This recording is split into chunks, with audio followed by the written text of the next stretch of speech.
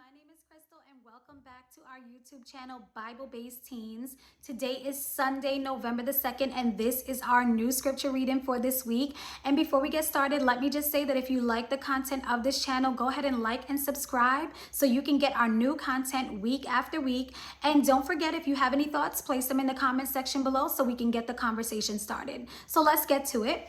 So our scripture verse for this week is going to be Luke chapter 6, verses 27 through 28. And the scripture reads, "But to you who are listening, I say, love your enemies, do good to those who hate you, bless those who curse you, pray for those who mistreat you." So in this verse, Jesus is speaking to his followers. And again, this is part of a larger overall speech that he was making. And the wording that Jesus uses here is to those who are listening, implying that there may have been some who may have been listening a little more intently for a deeper meaning to Jesus's words. And according to some, this is actually Luke's account of the Sermon on the Mount.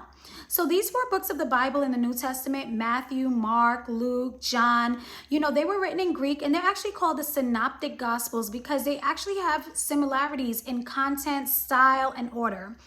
So breaking the scripture down, Jesus uses the action words love, do good, bless, pray for. The word that stands out in this passage is love. The Greek word for love here in the scripture is agapate, and it means selfless, sacrificial, and unconditional love for one's enemies. This type of love is not based on a feeling, it's an obligation. In English, we have one word for love, but oftentimes in other languages, words can have a lot deeper meanings. So love can also be expressed differently across different cultures. This begs the question, what does the word love mean to you? And how can we show love the way that Jesus wants us to show love, not only to those who agree with us, but to those who disagree with us?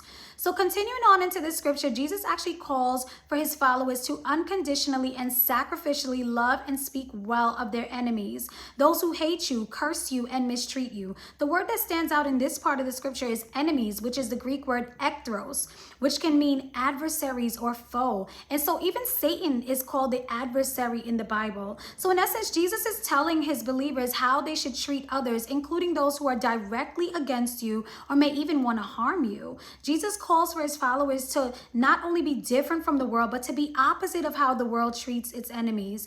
This begs the question, are you speaking well of those who mistreat you or directly go against you? What are some ways that we can intentionally go out of our way to actually treat our enemies better and show them the love of God? So that's all I have for you today. Thank you so much for tuning in. And of course, I'll be back next week with some more new content. Have a good day.